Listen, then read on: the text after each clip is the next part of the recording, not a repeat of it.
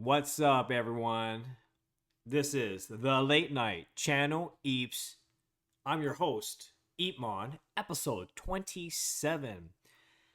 Today, I thought I'd do a little show and tell on another side of EEPMON and what I do and what I create. I do digital art, right? I use graphical software tools. I just create illustrations. But another side of me I do is I'm a coder. I do computer programming and generative art using code. So essentially, I would script uh, basic algorithms.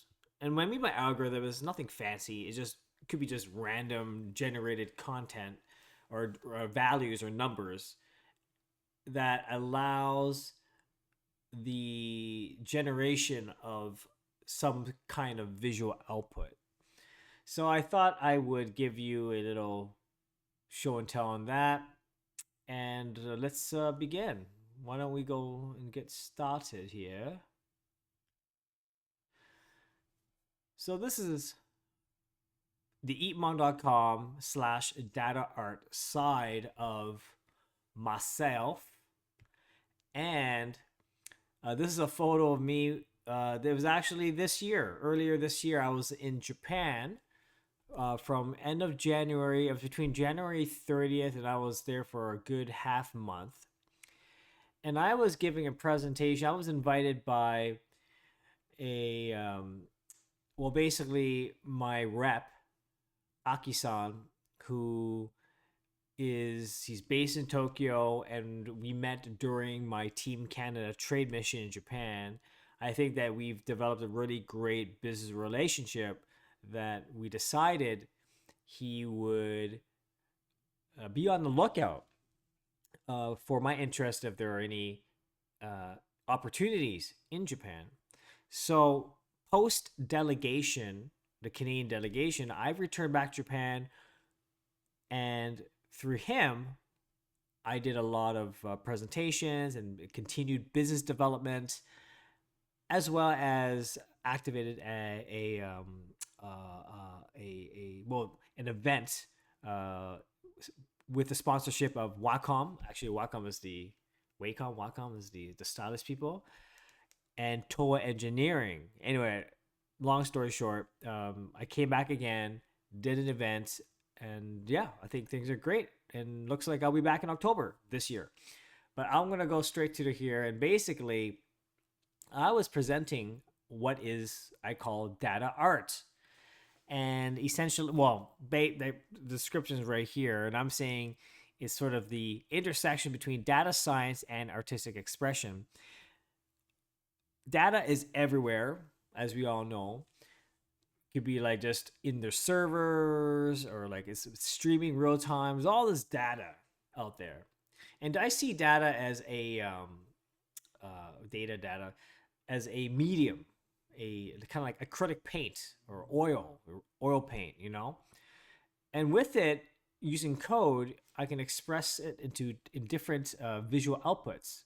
So why here you have like some more data driven artwork, but let's dive into the one where I was like the photo be talking. So check it out. Here's one of them, and this data set is taken directly from the Japan Meteorological Agency's Typhoon Best Track data of 2023. So this is all open source. Open source meaning that this data is available freely to use, however the end user wants to do, or whatever they want to do with it. But there are probably some disclaimers here and there, but generally use the data however you wish, studies, etc. So in my case, I want to create work of art. It's plural with the data set. So this is the typhoon. This is basically a mapping based on central pressure mapping. And you'll also notice that we have a legend here. And these color codes are in fact the the official color charts that describe different typhoon categories. Okay, and I'm kind of geeking out here because I have like these red triangles and blue dots. They all represent sort of like all time high peak value in data set. So those are my added information based on reading the data sets provided. So oh yeah, here's a close up. Why don't I get a close up here? So you can see that this is essentially a pie chart, right? A pie chart that spits a long lines of information, which is the data is actually originally just a flat TXT file, a flat TXT file that's delimited by spaces and tabs. And the website did provide exactly like what those information like in between each tab what the data represents. So there's a legend as well. So I have to study the data, I have to understand what the data is about, and then I can actually interpret it and create some really cool things. Here's another one: maximum sustained wind speeds. Kind of cool, right? And then we got more different variants. 50K winds.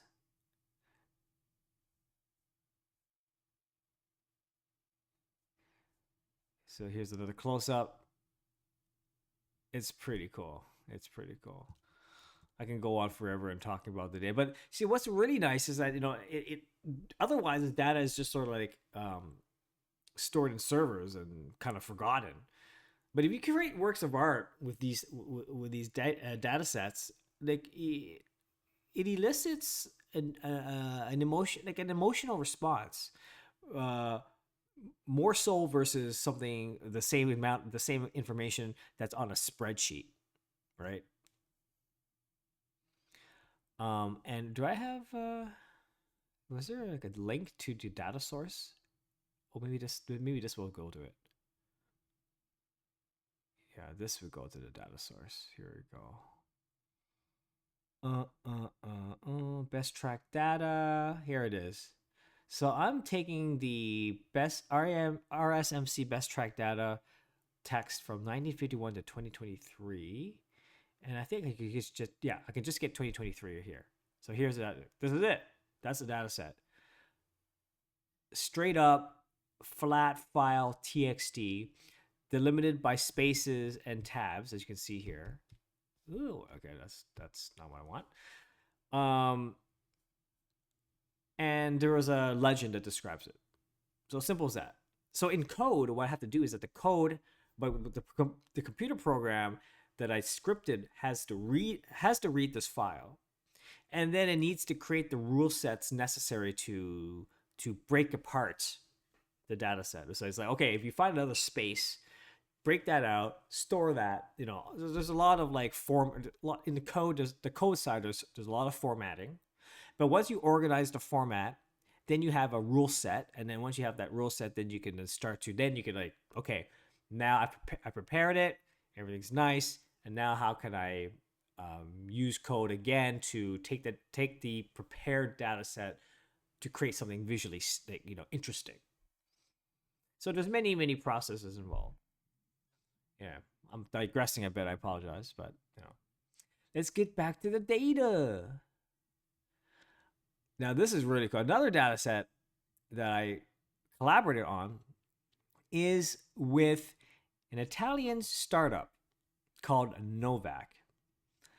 I met them during my trip in Japan as well. There was an Italian startup delegation that was happening coinciding the same time when I returned earlier this year to Japan, and my contact there, Aki-san, he was the one hosting them. So naturally, we met and we had a great time, and we decided, hey, over a karaoke, we decided, hey, why don't we collaborate, do something cool? Here's some of our data sets. What can we do? And just do something interesting. And I'm like, sure, why not? This is for me, is like I get to do more generative art. Also, I can work with these, do something like cool with the Italian delegation, startup technology firms, build a great relationship with them, keep in touch with them, and also have some new work in my repertoire, right? So Novak, let's check this out though. Novak gave me like tremendous amount of data. Like the data row set as you can see here is 48,435. So you see that there, right? Like right around the bottom right hand corner. And but originally they gave me a data set that was like at least like 6 digits, like over I think over 100,000, probably a lot more than that. So of all that data, it took such a long time for my program to really chug it out, right? See, look at the close up here. This is crazy. Like even at 43,000 points, like I don't even see, but there's a little sliver. Like there's actually it's actually data each little sliver, but because there's so much that it looks as if it was like it looks like very uniform, like very smooth. But it's smooth, but it's actually tiny bits of like slices of data. Isn't that cool or what? It looks like kind of like a bit of a black hole, like the event horizon. That's so cool. So a bit of a description about this is that, um, again, I'll talk about the whole STEAM thing because I'm a big STEAM advocate. You know, I always believe that art is extremely integral to innovation with science, technology, engineering, mathematics. You know, without arts, it's like then you're just like, okay, you know, I'm like just it's just STEM. It's just sort of like, you know, all right, the usual suspect. Art is the glue that brings them all together. That's how I really believe. Um, I'm digressing again, but let me just get back to the point here. Yeah, so this information is really about current, voltage and current, amps, right?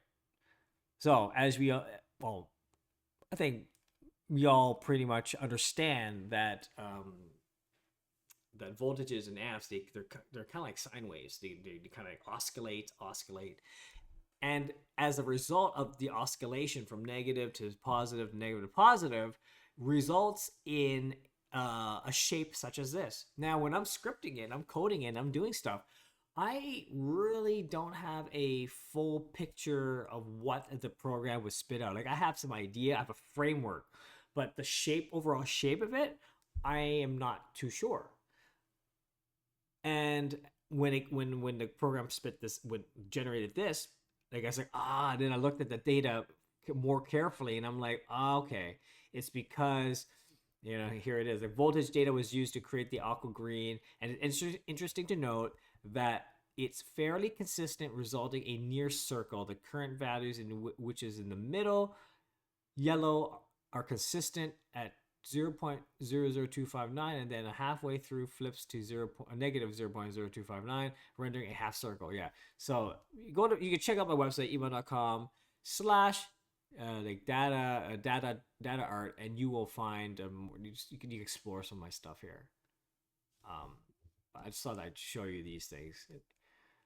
You know, I love this stuff because I think my strength, well, I think it is my strength, where I can merge and combine rational, critical thinking, computer programming, logic with the artistic, visual, abstract, intuitive, feeling component of my world. These two worlds combine together that can create things such as this.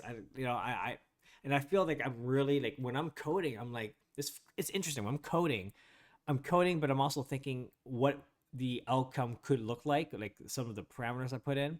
And when I'm actually doing visual stuff or I'm laying something out, then in the back of my head, I'm thinking code. How do I organize it such that it can achieve the result? So it's sort of like this duality, just going back and forth, back and forth, back and forth.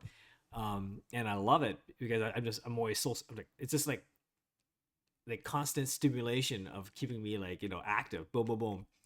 And sometimes I catch myself, I'm coding, and I'm like, I'm like, oh my god, it just comes out naturally to the point that I'm just coding, and I'm not even.